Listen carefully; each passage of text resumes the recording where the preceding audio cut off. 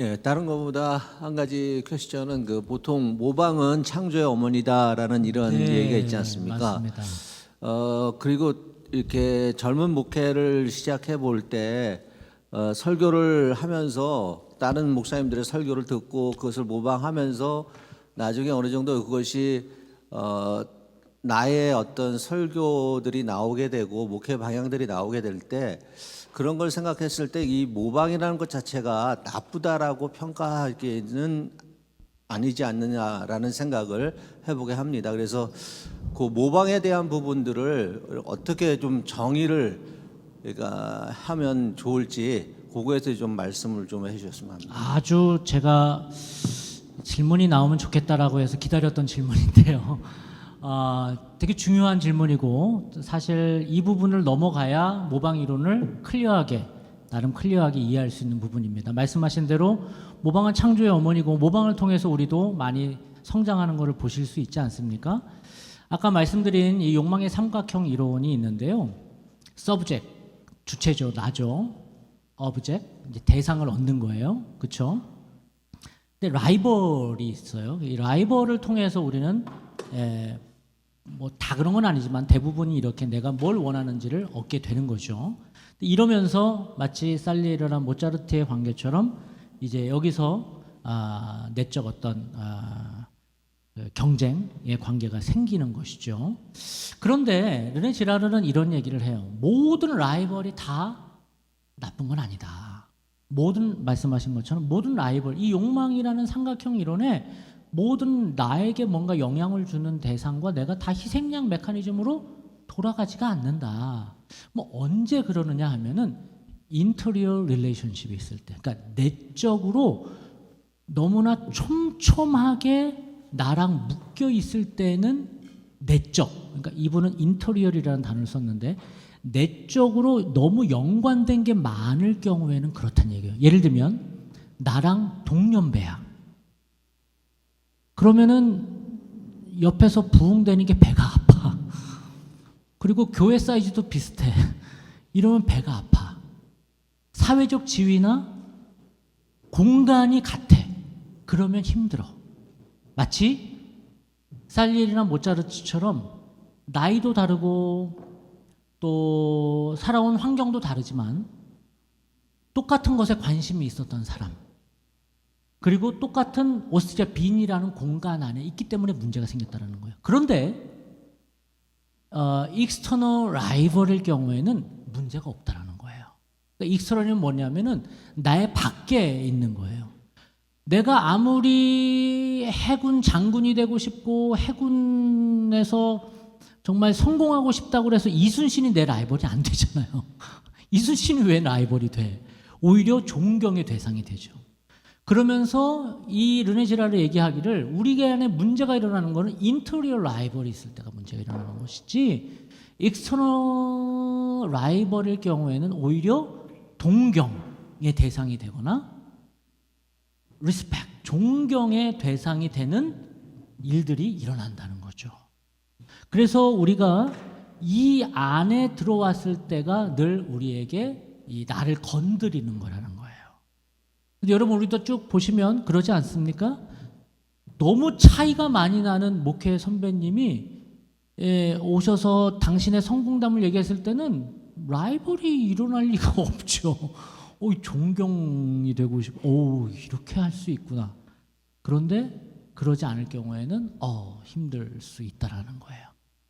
이제 그러면서 이제 자연스럽게 이제 이어가 볼게요. 그러면서 이제 두 번째 시간은 점심 먹을 때까지 살펴볼 게 뭐냐 하면 아까도 어떤 쉬는 시간에 질문해 주셨는데 그럼 왜 나한테 이렇게 자꾸 걸리냐는 거예요. 이런 것들이. 왜 인터리어 라이벌리즘 안에 있으면 왜 내가 이렇게 탁탁 걸리냐는 거예요. 왜 이게 불편하지? 왜 저 사람이 잘 되는 게 나한테 이렇게 걸리지? 왜 이런 사람들의 저 표정과 저 성공은 내게 이렇게 불편하지? 걸린다는 거예요. 그런 것들을 한번 살펴볼 필요가 있다는 것이죠. 아까 어떤 분이 그런 얘기를 해주셨어요. 가인이 아벨을 라이벌로 생각을 했을 때 만약에 그가 예수님의 그 은혜를 경험했다면, 하나님의 은혜를 경험했다면 어떤 현상이 일어났을까? 저는 가인이 자기를 돌아봤다고 생각을 합니다. 아니, 왜 내 제사는 안 받아주시고 아벨의 제사를 받아주지? 근데 분명히 그는 자기를 한번 돌아보는 시간을 가질 수 있었다라는 거예요. 근데 그게 없이 자기의 불덩어리를 확인하지 못하니까 그냥 일어나는 현상에 꽂혀서 그냥 액션으로 나가버린 거죠. 그러니까 우리 안에 이 불덩어리들은 다 있는 거예요. 이 불덩어리들은 다 있는데 이거를 아까 좀 초반에 말씀드렸듯이 우리는 누르는 게 아니라 신앙은 뭐라고요? 다루는 거라고 말씀드렸어요. 그러니까 내 안에 이런 일들이, 이런 마음이, 이런 현상이 왜 올라오지라고 다루는 시간을 갖지 않으면 계속 누르기 바쁘고, 누르는 것도 상당한 에너지가 들어갑니다. 누르지 않으면 바로 팍팍 튀어나가는 거예요. 그래서 우리가 여기서는 되게 착한 척, 교회 사역할 때는 멋있는 척 하지만 집안에 들어갈 때는 탁 신발장에서 신발을 벗으면서 동시에 뭘 벗어요? 내가 쓰던 가면을 딱 벗잖아요. 내가 다루는 훈련이 안 되면 늘 몇 개의 가면을 쓰고 살아가잖아요. 그래서 이 사람 만나면은 탁 나이스한 가면, 저 사람을 만나면 착 능력 있는 척하는 가면, 이 사람을 만나면 막 쇼맨십이 유능한 사람처럼 보이는 가면, 이 사람을 만나면 나도 한때는 잘 나갔다고 잘 나간 것처럼 보여줘야 하는 가면, 이렇게 가면을 쓰고 다니기에 너무 급급하다는 거예요. 그 어떻게 하면 내 안에 이런 것들을 잘 다룰 수 있을까라는 것이 이제 두 번째 강의의 이제 주제입니다. 그러면 제가 두 번째 강의의 제목은 뭘로 가져왔냐 하면은 멈춤의 신앙입니다. 멈춤의 신앙. 그러니까 우리가 아까 처음에 말씀드렸던 것처럼 우리가 이 에너지가 있기 때문에 우리는 계속해서 우리를 쉬지 않게 해요. 그래서 우리가 살아가면서 이 에너지가 이제 800cc 원동기로 시작을 해요. 처음에 목회를 하거나 우리의 이제 사회생활 시작하면, 그럼 목표가 이 800cc 원동기의 힘을 잘 관리해서 바른 방향으로 가야 되겠다라는 거에 별로 관심이 없고, 르네 지라리의 이론에 따라서 얘기를 하자면 다른 사람을 딱 봐요. 800cc를 갖고 있으면 초라해. 방향을 잡는 게 목표가 아니라 2000cc로 바꾸는 게 목표예요. 그리고 갑자기 3500cc의 차로 엔진으로 바꾸는 게 목표가 되고, 그러다가 남들이 범접할 수 없는 5000cc의 엔진으로 바꾸는 게 목표가 돼버리는 거예요. 어느 순간 내가 하나님 앞에서 잘 가고 있는지 멈춰서 이 방향이 맞는지를 살펴보기보다는 내가 좀 더 큰 엔진을 가지고 있는 그러한 존재가 되고 싶은 마음이 계속 올라온다는 거죠. 그래서 이 멈춤이라는 것이 저는 어떻게 보면 영적 거울이라고 치환을 해서 씁니다. 그러니까 하나님 앞에서 내가 어떤지를 자꾸 확인을 해야 되는 거예요. 저는 그 오케스트라 공연에 한 번씩 가면, 이번에도 부활절을 앞두고 예술의 전당에서 하는 그 핸델의 메시아 공연을 2시간 반 완전히 풀로 하는 공연을 제가 처음 봤는데, 와 진짜 길더라고요. 2시간 반, 쉬는 시간까지 합쳐서 거의 3시간 가까이 되는 그 공연을 졸다가 듣다가 해서 봤는데, 저는 그때 하이라이트, 그 오케스트라에 가면 모든 하이라이트는 한 5분의 4 지점에 나오는, 혹은 마지막 부분에 나오는 엄청난 그 사운드를 뿜어내는 그 피치를 절정에 올리는 그 순간이 저에게는 최고의 기다려지는 시간이 아니라, 아이러니하게 저는 어느 순간부터 최고의 오케스트라의 백미는 저에게는 언제냐? 지휘자가 나오기 전에 수석 마스터가 나와서 자기의 그 A음, 모든 조율을 할 수 있는 A음을 딱 켜요. 띵띵 혹은 오보에가 띵봉 딱 A음을 내죠. 그런 모든 악기들이 A음을 따라서, 바이올린은 물론 다 맞추고 왔죠. 다 직전에 다 바이올린도 맞추고 오고 첼로도 맞추고 오고 다 맞추고 오지만 그 자리에서 다시 맞추면서 튠하는 시간이 저는 정말 멋있더라고요. 그 내노라 하는 전문가들이 한 음을 향해서 음을 쫙 맞춰 나가는 시간이 전 너무 멋있어요. 그래서 다양한 음이 한 음을 향해서 다 조율되는 튠의 시간.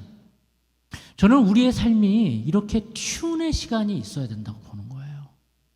그러니까 하나님 앞에서 내가 한번 엔진을 팍 꺼버리는 거죠.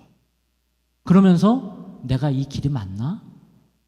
고대의 교부들 중에 어떤 영성 훈련이 있었냐면은 문고리 기도라는 게 있습니다. 문고리 기도. 문고리 기도가 뭐냐 하면 문고리를 잡고 나갈 때 직전에 짧게 기도하는 거예요. 하나님, 내가 지금 이 가는 길이 맞습니까? 그 기도만 하고 가는 거예요. 그러니까 하나님께 던지는 거죠. 이게 맞습니까? 잠깐 멈추고 가는 거예요. 고대의 수도사들의 그 짧은 기도가 저는 그들이 계속 하나님을 향해 지향하게 만들었던 힘이라고 봅니다. 그러니까 튠하는 거예요. 튠. 셀프 튠의 시간이 우리에게도 있어야 한다는 거죠. 그러지 않으면 계속해서 우리는 모방 욕망의 사람으로 가는 거예요. 남이 어떻게 사니까? 남이 어떻게 사니까? 나는 왜 저게 없지? 왜 내 재산은 안 받아주지? 계속해서 이 사이클에 내가 들어가서 살게 된다는 거죠. 그래서 저는 당태종이 얘기했던 이 말이 참 멋있다고 생각을 하는데요. 당태종이 왕이 된 다음에 아버지 때부터 나라를 잘 다스릴 수 있도록 아버지에게 최측근에서 직언을 해줬던 위징이라는 신하가 있었어요. 위징. 이 신하가 나이가 많아요. 마치 세종대왕이 아버지, 그 할아버지 때부터 정승으로서 혹은 신하로서 계속 직언을 해줬던 황희를 찾아가잖아요.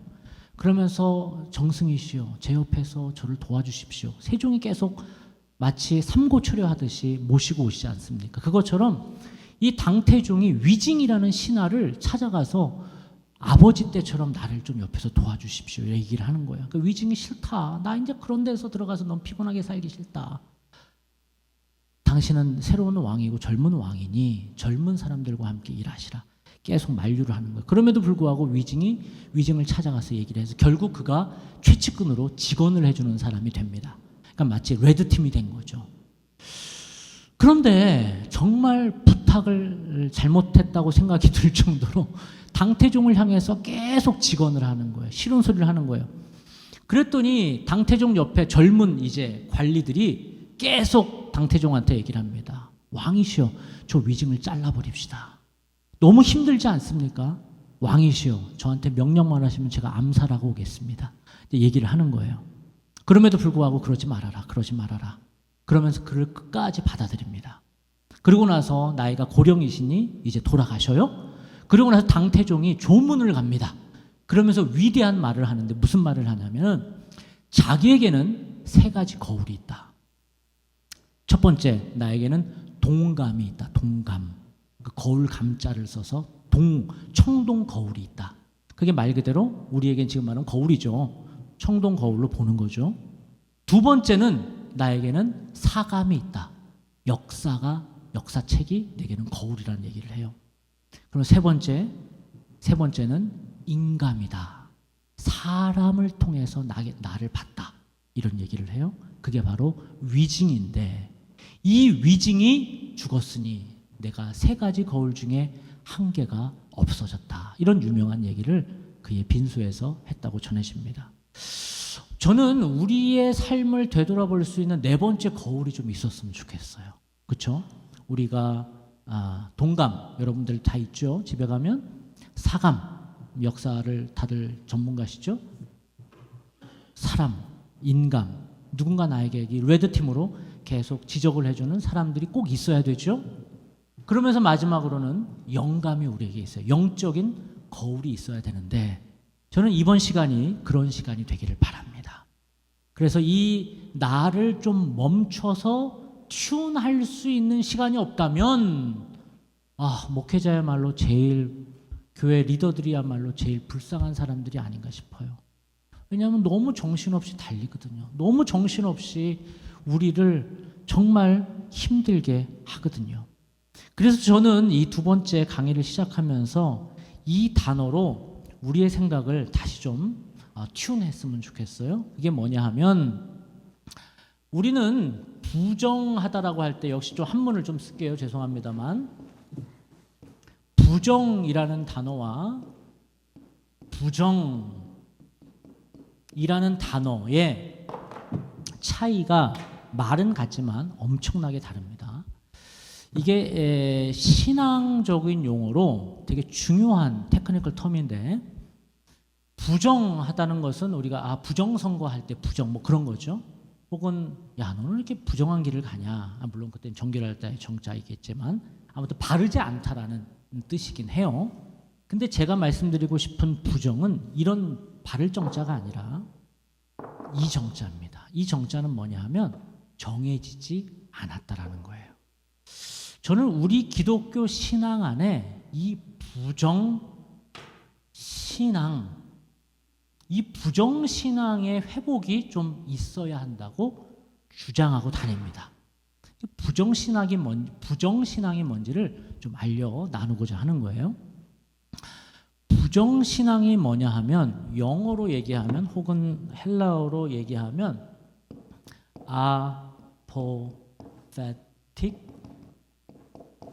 theology라는 겁니다. apophatic theology. 그러면 부정이 있으니까 반대말이 있죠. 부정. 그게 바로 긍정, 신앙, 신학인데 이 헬라어는 카타페틱 디알로지입니다. 역사나 혹은 조직신학을 전공하는 분들은 너무 익숙한 단어이긴 하지만 그러지 않은 분들은 이게 무슨 말이야? 조금 생소하게 들리실 수도 있을 거예요. 카타페틱 디알로지와 아포페릭 디알로지가 이게 사실 우리 기독교의 두 기둥입니다. 이 기독교의 두 기둥. 왜 이런 얘기를 감히 제가 드리냐면은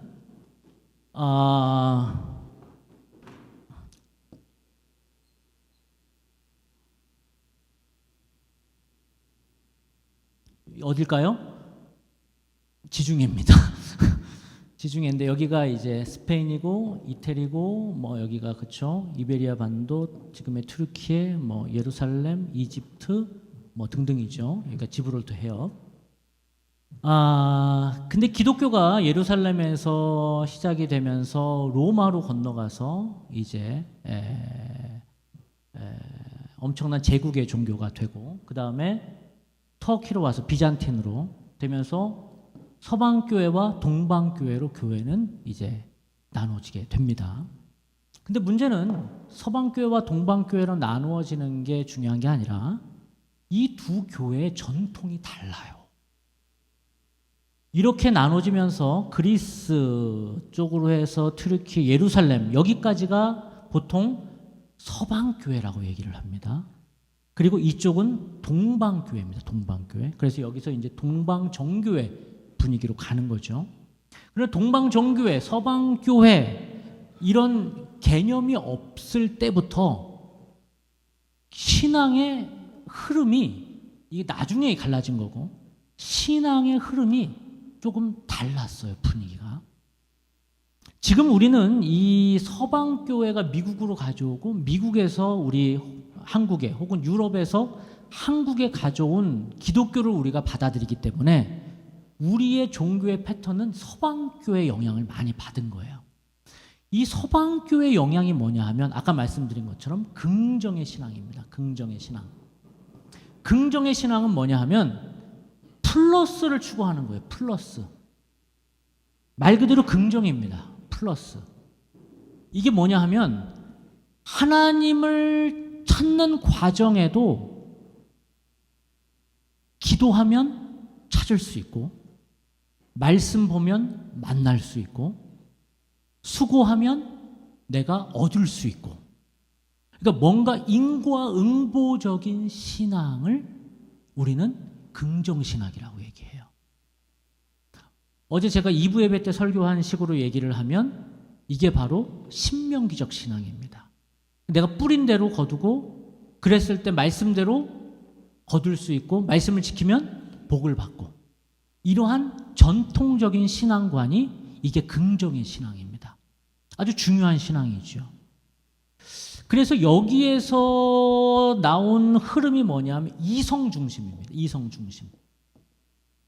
그래서 이성 중심이어서 상당히 사이언티픽해요. 그러니까 되게 과학적이고 딱 맞아떨어지는 게 중요하고 되게 그래서 나온 게 스콜라입니다. 스콜라. 뭐예요? 학교입니다. 학교. 그래서 이 서방교회 영향을 받은 미국 교회에서 들어온 한국 교회가 모든 것에는 이 성경 공부가 있어요. 공부 억수로 좋아해요. 우리는 그래서 뭔가를 자기 생각을 이렇게 표현하는 것보다는 일방적으로 이렇게 듣는 거 이런 거 좋아하고 그래서 교회에서도 성경 공부가 일단 있어야 돼. 그리고 단계별로 올라가야 좋아해. 그래서 초급반 마치면 중급반, 중급반 마치면 고급반, 고급반 마치면 고고급반, 고고고고고고 이렇게 올라가는 것이 되게 안정감이 있어요. 지금 제가 뭐 비판하는 게 아니에요. 그냥 흐름이 그렇다는 거예요. 이성 중심이라는 거예요. 그래서 기도할 때도 마찬가지예요. 새벽 기도 30분, 1시간 와서 기도하고 나서 뭔가 뻥 뚫려야 돼. 그래서 시원해야 되고 뭔가 얻고 가야 돼. 그러지 않으면 기도 잘못한 거고 내가 열심히 봉사했는데 결실이 나와야 하고 인풋이 들어가면 아웃풋이 나와야 되고 이러한 인과응보적인 관점과 신앙의 패턴이 뭐라고요? 이게 서방교회 패턴이라는 거예요. 그렇죠? 우리에게는 이런 게 되게 익숙해요. 그런데 이게 지금 동방 정교회 이런 얘기를 하려는 게 아니라 이 비잔틴에서부터 시작된 영성의 흐름이 다른 게 있다라는 거예요. 그게 뭐냐 하면 이게 바로 부정신앙이에요. 부정신앙. 부정신앙은 말 그대로 긍정신앙하고 좀 달라요. 부정신앙은 튀르키예, 예루살렘, 이제 광야, 이제 보통 여기는 이제 수도사들의 신앙이에요. 수도사들의 신앙. 이 부정신앙은 이성 중심이 아니에요. 그러나 여러분 아이러니하게 삼위일체를 만들어낸 사람들도 갑바도기아 교부들이에요. 엄청난 브레인들이에요. 그럼에도 불구하고 그들은 다 내려놓고 기도의 자리로 들어가요. 그러니까 이 동방교회의 사람들은 이성을 무시하지는 않아. 근데 이것을 내가 알았다고 해서도 버려버려. 그걸 부정이라고 그러는 거예요. 그러니까 정해지지 않았다고 여기는 거예요. 그러니까 내가 뭘 알아? 라는 거예요. 마치 어제 설교식으로 얘기하면 어제 혹시 오신 분들은 이걸 신명기적 신앙이라고 얘기를 한다면 이 부정신앙은 이게 지혜신앙인 거예요. 지혜신앙. 이거는 내가 열심히 한 거를 그대로 받는 인과응보적인 신앙이라 하면 이 부정신앙은 내가 했지만 그 너머의 것이 있지 않아? 라고 하는 아포페릭인 거예요. 아포라는 말이 이게 부정어거든요. 내가 하는 거 against 부정하는 거예요. 그러니까 기본적으로 부정신앙은 내가 하려고 하는 것 너머의 거를 내가 인정하는 거예요. 그러니까 아까도 말씀드린 것처럼 이 갑바도기아 교부들이 신학의 흐름을 다 조직신학적으로 완성해 놓고도 기도의 자리로 들어간 거예요. 여러분 토마스 아퀴나스가 11세기에 엄청난 신학 대전의를 쓰고 나서 그 조직신학을 다 정리했잖아요. 그리고 나서도 그가 그거를 내 거라고 인정하지 않고 기도의 자리로 들어가는 수도사였다는 걸 여러분 아셔야 돼요. 그러니까 이 동방과 서방 교회는 되게 서로 영향을 많이 주고 많이 받는 거예요. 그러면서 부정신학은 이 긍정신학처럼 이성 중심이 아니라 영 중심이에요. 영 중심. 어떻게 보면 이 감성 중심이라고 해야 될까요? 머리로 이해하는 건 아니고 전인적인 이해를 되게 중요시하게 여겨요. 그리고 또 하나는 플러스가 아니라 마이너스를 추구해요. 이게 되게 중요한 부분인데요. 이 동방신학은 상당히 내가 뭔가를 추구하고 얻어가는 게 중요한 게 아니라 마치 기도의 자리도 마찬가지예요. 1시간 열심히 기도해서 그럼 1시간 기도하면 이 정도의 응답이 와야 돼. 이런 게 있잖아요. 10분 기도한 것보다 좀 나아야 될 거 아니에요. 그런 게 아니라 내가 1시간을 기도하고 갔는데 모기만 뜯기고 갔어. 예를 들면 그럴 수 있잖아요. 딴 생각만 많이 하고 갔어. 그래도 기도라는 거예요. 그러니까 우리는 기도의 데피니션을 뭔가 응답, 뭔가 내가 마음을 쏟아냄 혹은 시원해짐, 그러니까 결국 뭔가를 얻고 가야 된다는 플러스가 있다면 동방의 신학은 뭐냐 하면 없으면 어때? 그런 거 가지지 않으면 어때? 그냥 하나님 앞에 머물렀다는 그 자체가 중요한 거예요. 그래서 기도도 저는 목회할 때 이 플러스와 마이너스를 같이 하고 있는데요. 엄청 뜨겁게 기도하는 훈련도 하지만 계속해서 비워내는 훈련을 하고 있어요. 이게 같이 가야 된다는 거예요. 그러니까 목사님 저는 1시간 동안 기도했는데 2시간 동안 기도했는데 목사님 40일 동안 기도했는데 얻는 게 없어요. 그럼 제가 물어봐요. 기도할 때 뭐 얻으려고 기도해요? 그러니까 우리는 자꾸 이렇게 플러스 신앙에 너무 강박이 있어요. 왜? 우리의 전통이 그러니까. 긍정신학이거든요, 우리는. 그래서 계속 우리는 카타페릭 디알로지에 있다 보니까 뭔가를 얻어야 된다는 강박이 있는 거예요. 그러니까 성도들한테도 계속 가르치는 거예요. 여러분, 이렇게 해야 이렇게 나옵니다. 계속 신명기 신앙으로만 가르치는 거예요. 그러다 보니까 성도들도 내가 축복이 안 오면 내가 뭐 잘못된 줄 알고, 내가 혹시 뭐라도 문제가 생기면 내가 죄 있는 줄 알고, 이런 도식으로 삶을 살아간다. 얼마나 피곤한지를 몰라요. 그러나 하나님의 방법이 어찌 그렇게만 있나요? 하나님의 방법은 지혜신앙으로도 역사하신다는 것을 우리가 알아야 돼요. 때로는 마이너스의 길을 통해서 하나님은 플러스로 인도하시잖아요. 여러분 우리가 다 경험하지 않습니까? 우리가 하나님을 만날 때 넘어지고 엎어지고 깨지지 않은 경험이 없이 하나님을 찾는 거는 부모님이 3대가 기도를 열심히 하셨거나 보통 우리는 다 그런 경험이 있고 나서 하나님 앞에 두 손 들고 오잖아요. 마이너스를 통해서 일하시는 걸 우리가 알면서도 계속 우리는 플러스만 추구하는 거예요.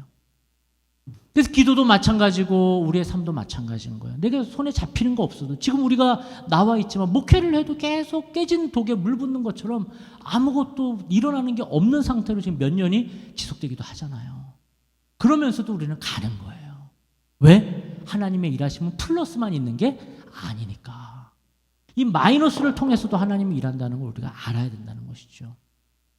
그래서 이거는 제 얘기가 아니라 성경도 똑같이 얘기를 하고 있어요. 모세가요, 율법을 받는데 시내산에 크게 2번 올라간다고 봅니다. 근데 시내산에 올라갈 때 모세가 경험하는 그 산이요, 참 재밌는 게 시내산에 올라가요. 근데 어떤 날은요 맑아요. 맑아서 하나님을 만나서 하나님의 소리도 들어요. 이런 산을 어디에 비유할 수 있어요? 긍정신학에 비유할 수 있죠. 그러니까 플러스예요. 내가 소리치면 하나님 응답하시고, 내가 하나님 찾고 싶습니다 그러면 하나님 내게 다가오시고, 얼마나 시원하고 얼마나 좋아요. 그런데요 여러분, 산에 혹시 가보신 분들이 있을지 모르겠지만 높은 산에 올라갈수록 산에 뭐가 껴요? 구름이 낍니다. 그렇죠? 모세가 올라간 산에도 이렇게 구름 낀 산을 모세가 만나요. 이거를 전문 용어로 무지의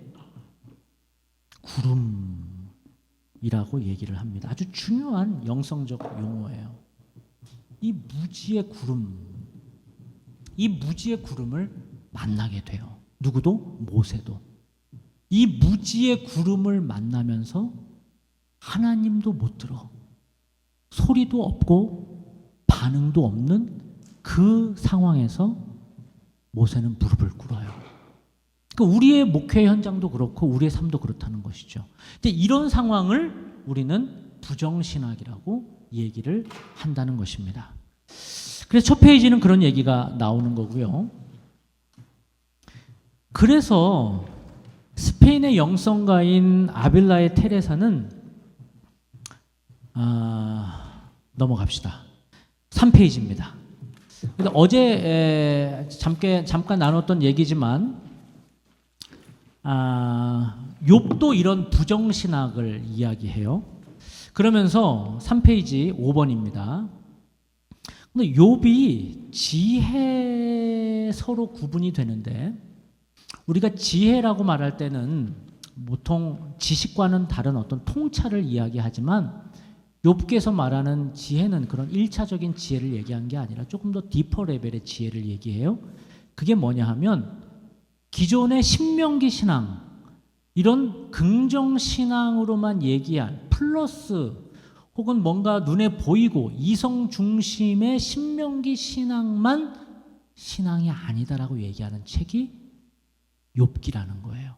한번 밑줄 친 부분 읽어봅시다. 신명기 신앙, 전통적 신앙관, 말씀대로 살면 복받고 거역하면 저주받는다는 내용이에요. 시작. 내가 내 하나님 여호와의 말씀을 청종하면 이 모든 복이 내게 임하며 내게 이르리니 성읍에서도 복을 받고 들에서도 복을 받을 것이며 내 몸의 자녀와 내 토지의 소산과 내 짐승의 새끼와 소와 양의 새끼가 복을 받을 것이며 내 광주리와 떡반죽 그릇이 복을 받을 것이며 내가 들어와도 복을 받고 나가도 복을 받을 것이니라. 아멘. 이게 말한 전통적인 신앙관이라는 얘기예요. 이게 긍정의 신앙관이라는 거예요. 내가 하나님의 말씀을 청종하면 복 받고 그러지 않으면 저주를 받고 인과응보적이죠. 이런 흐름이 하나 있지만 또 하나의 흐름이 있는데 그게 무엇이냐 하면 부정신앙이라는 거예요. 지혜신앙이라는 거예요. 신명기 신앙으로는 다 알 수 없는 거예요. 하나님은 결국 욥에게 뭘 물어보시냐면은 네가 아느냐라는 거예요. 그러니까 욥기는 1장과 2장과 42장에 나와 있는 욥이 우스 땅의 의인이었고 부자였는데 하나님이 마귀에게 시험 받는 걸 허락하셔가지고 다 무너지고 결국 42장. 그래서 2배나 복을 받았더라. 해피엔딩 이런 책이 아니라 욥기는 이런 책이 아니라 욥이 가지고 있었던 그리고 친구들이 가지고 있었던 신명기 신앙 전통 신앙으로 3장부터 37장까지 서로 아규하는 거예요. 아규. 야 이놈아 네가 분명히 죄가 있잖아. 그러니까 너 이렇게 어려운 거 아니야. 친구들이 얘기를 해요. 욥은 뭐예요? 나 죄 없다니까. 내가 무슨 죄 지은 거 봤어? 내 손에 피라도 있는 거 봤으면 내가 하나님께 송사를 걸겠다 이놈아. 둘이 싸우고 있는 거예요. 지금 무슨 신앙으로 얘기한다고요? 신명기 신앙으로 얘기하는 거예요. 이 긍정 신학으로만 얘기하는 거예요. 그러나 하나님이 따란 38장에 나타나셔요. 그러면서 이놈들아 너희들이 가지고 있는 그 신앙관만 다냐. 너희 신명기 신앙으로는 이해할 수 없는 정해지지 않은 신앙이 있다. 그게 부정신앙. 그게 지혜신앙이라는 거예요.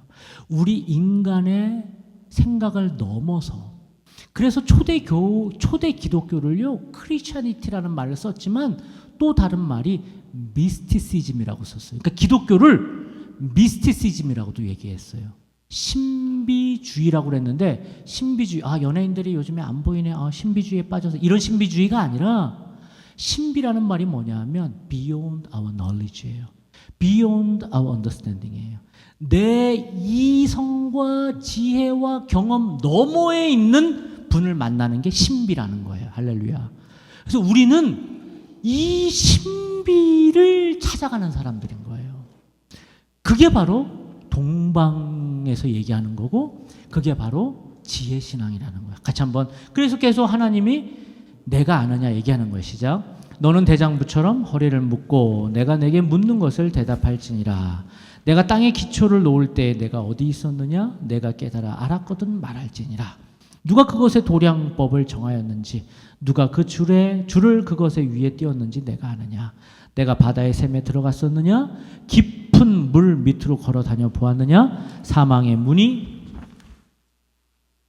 내게 나타났느냐? 사망의 그늘진 문을 내가 보았느냐? 땅의 너비를 내가 측량할 수 있느냐? 내가 모든 것을 다 알았거든 말할지니라.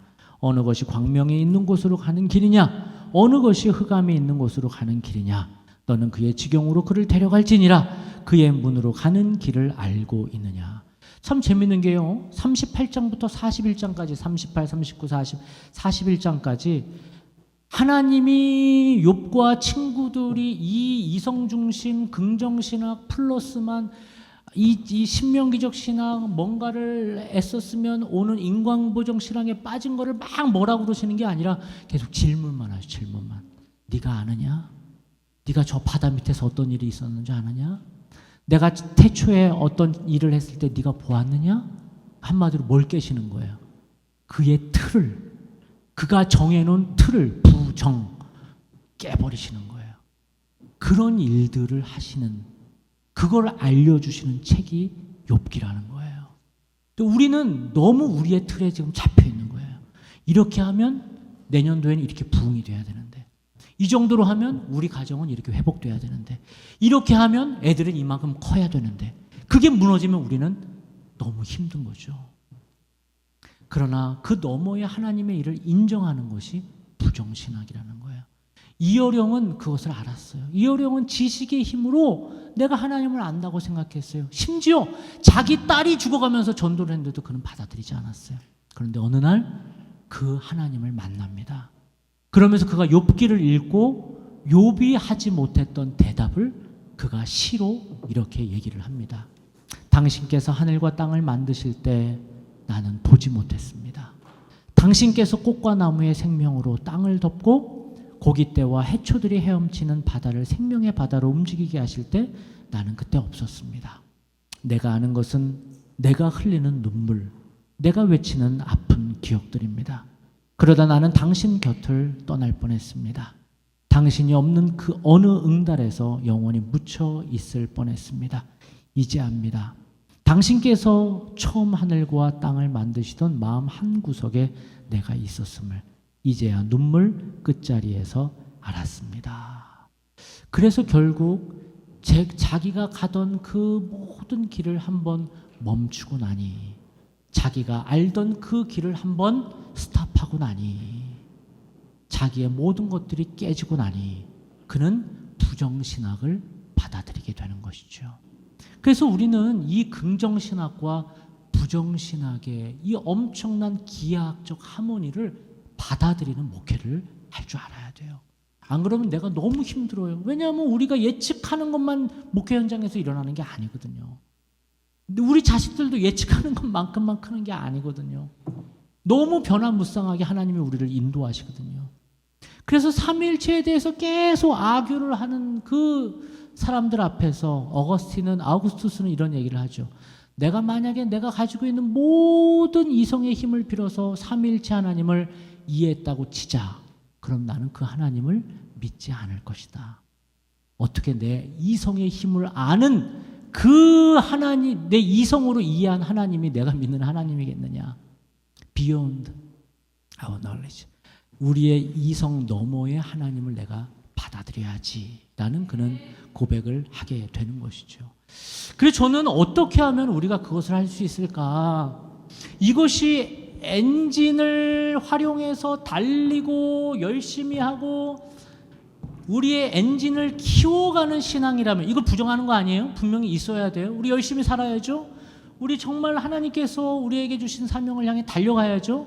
이런 힘이 있어야 됨에도 불구하고 우린 동시에 멈춰야 될 필요가 있다는 거예요. 마치 아까 말씀드린 것처럼 오케스트라의 가장 클라이막스를 저는 피치가 가장 높았을 때 모든 악기들이 동원이 돼서 가장 클라이막스를 칠 때도 멋있지만 동시에 처음 하나의 음에 튠이 될 때의 그 음이 저는 너무 멋있다고, 그거 제 고백이니까 저는 멋있다고 생각하는 것처럼 우리도 우리의 일상에서 달리던 시간을 한번 멈추는 시간, 그런 시간이 우리에게 있어야 한다는 것입니다.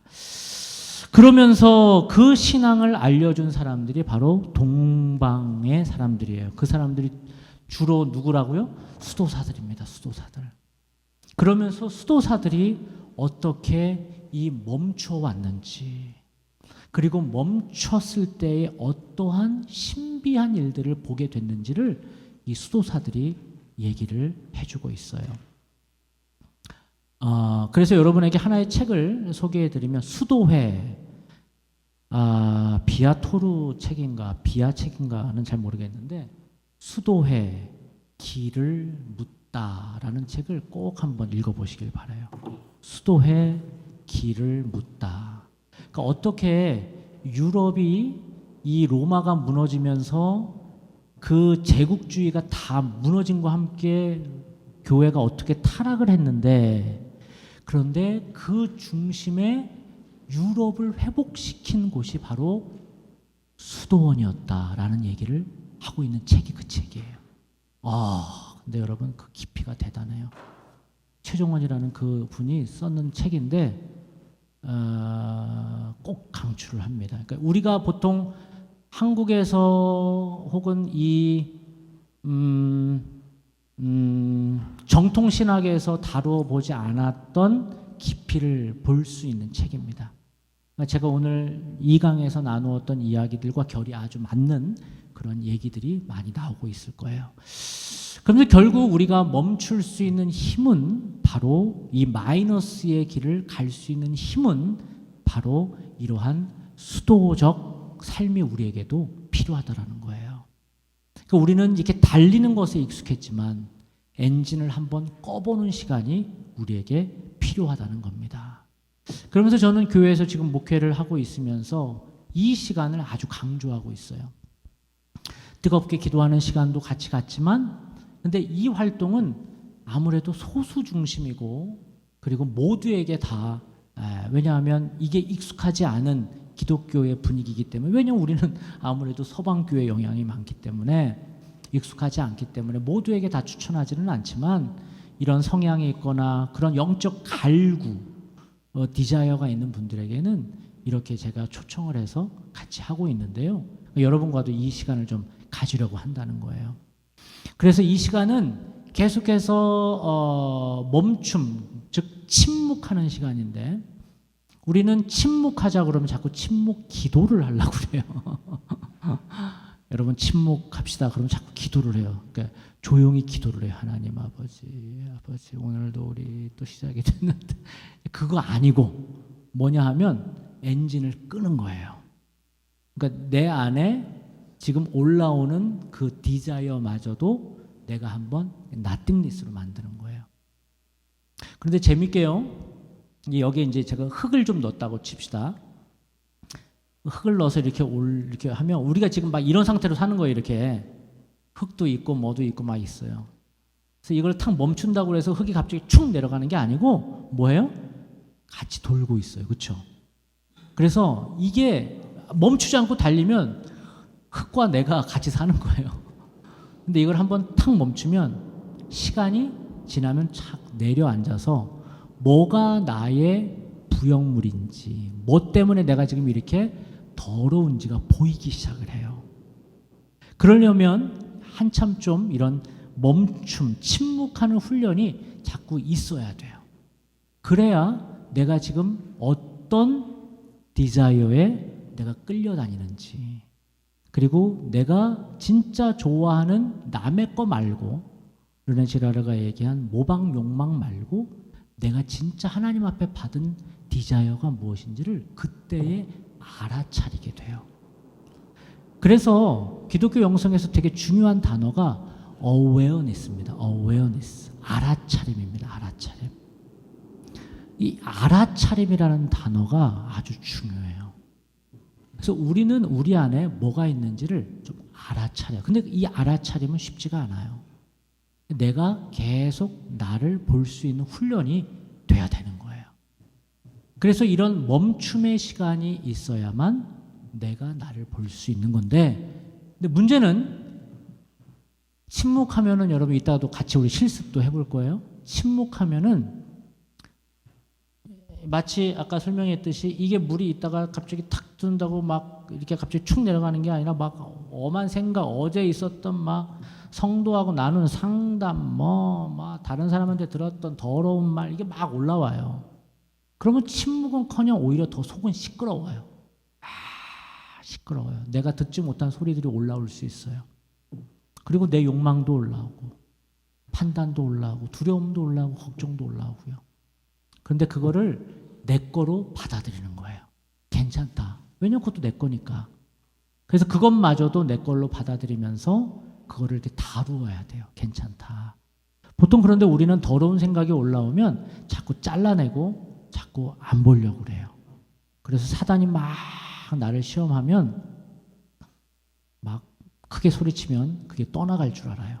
근데요, 사단은요, 크게 소리친다고 떠나가는 게 아니고 살짝 가면만 바꿔서 또 내 안에 또아리를 틀어요. 그래서 중요한 거는 내 안에 오는 그 사단의 마음도 웰컴해주고 보듬어 안아줘야 돼요. 그러면 그놈이 이따가 심심하니까 그냥 나가버려요. 그러한 마음으로 있어야지, 이 내 안에 뭔가 올라온다고 해서 그거랑 막 싸우고 막 이러는 순간 이놈이 아이고 좋구만 싶어가지고, 그래서 성경에 보면 귀신을 한 놈 쫓아냈더니 친구들 7마리를 데리고 와가지고 내 안에 트는 거예요. 처음에는 쫓아나는 것처럼 보이죠. 근데 더 데리고 와서 나 안에 딱 또아리를 터요. 계속 다루어야 돼요. 아, 내 안에 이런 마음이 있구나. 주님, 제 안에 이런 게 올라오네요. 알아차리는 거예요. 알아차려요. 알아차리면, 그래서 예수님도 항상 사단을 쫓아내기 전에 뭐를 하셔요? 사단한테 뭘 물어봐요? 네 이름이 무엇냐? 그러니까 지가 지 스스로를 알아차리면 잊지 못하고 나가게 되는 거예요. 그래서 그런 훈련이 우리 안에 좀 있어야 된다라는 것이죠. 그래서 여러분 페이지 3몇 페이지입니까? 4페이지, 5페이지를 보면 이제 그러한 얘기가 나오고요. 6페이지에 보면 그렇게 해서 이제 우리 실습하기 직전에 이제 이 강의만 딱 하고 한번 실습을 해볼게요. 그래서 이러한 내 안에 올라오는 생각들을 이제 숨을 좀 멈춰서 숨을 쉬는 훈련을 할 텐데요. 리차드 로우라는 영성가는 아주 재미있는 표현을 해요. 어떤 표현을 하냐면은 우리가 멈춰서 호흡을 깊게 들이마시고 내쉬고 들이마시고 내쉬고 하는 게 우리에게는 하나님 경험하는 시간이다라는 얘기를 해요. 왜냐하면 우리 하나님 내 안에도 계시지만 내 주변에도 계시고 이 공간에도 계시고 우리 성령께서 그러지 않습니까? 그래서 내 안에 숨을 내쉴 때마다 내 안에 더러운 게 나간다고 여러분 생각하시고 들이마시면서 우리 성령을 들이마신다고 생각을 하는 거예요. 왜냐하면 숨이라는 이 단어는 여러분 성서학적으로도 인간을 만드시고 하나님이 그 코에 뭐를 불어넣으셨어요?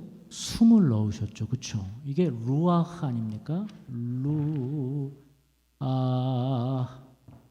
루아흐잖아요. 뭐야 이상하게 쓰네. 여기 있네요. 그렇죠? 루아흐잖아요. 그러니까 루아흐인데 이 숨이 어떻게 번역이 되죠? 다 아시는 거지만 성령으로 번역이 됩니다. 그렇죠? 그리고 나서 창세기에 나오는 이 숨을 넣어주는 장면이 신약시대에 또 한 번 나오죠. 언제 나와요? 요한복음 19장에 보면 예수님이 부활하셔서 제자들에게 뭐를? 성령을 받으라 하시면서 독특한 표현을 하세요. 뭐예요? 숨을 내쉬며 재창조가 일어나는 장면입니다.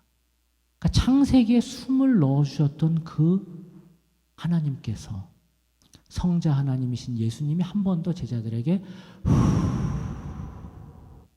그래서 우리 생령이 된 사람은 이 숨이 있다라는 거예요. 숨. 그래서 깊은 숨을 쉬는 훈련이 그래서 사막의 교부들부터 있어요. 근데 이걸 지금 다른 종교들이 다 가져가 버렸어. 그래서 마치 이렇게 숨을 쉬는 훈련을 하면 무슨 뭐 명상하나 뭐 이단인가 이렇게 다른 데 다 뺏겼다는 거예요. 그러나 이 훈련은 너무나 중요한 기독교 신앙의 훈련이었어요.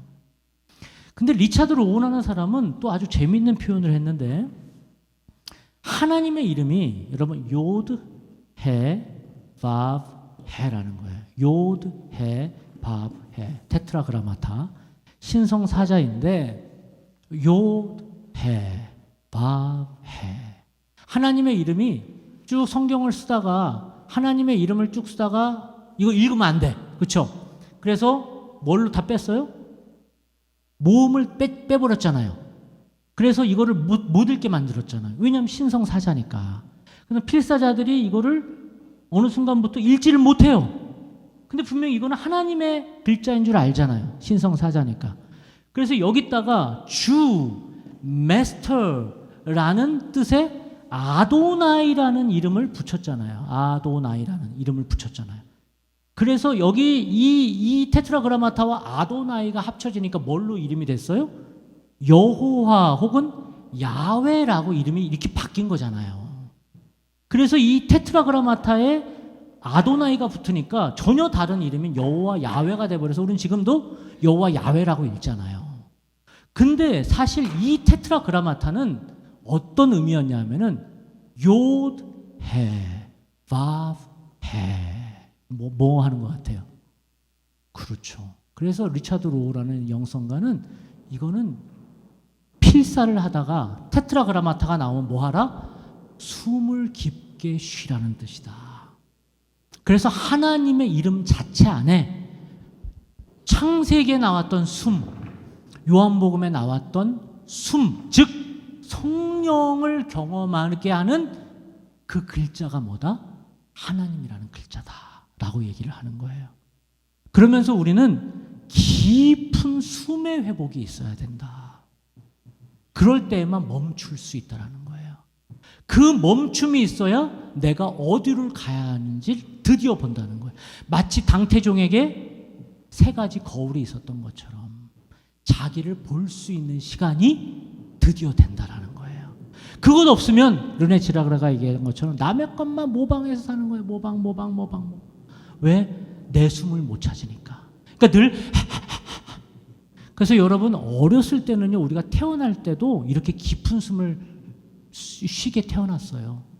우리 아이들 누워서 자는 거 보세요. 우리는 여러분 숨 한번 쉬어봐요. 시작. 보통 어디가 올라와요?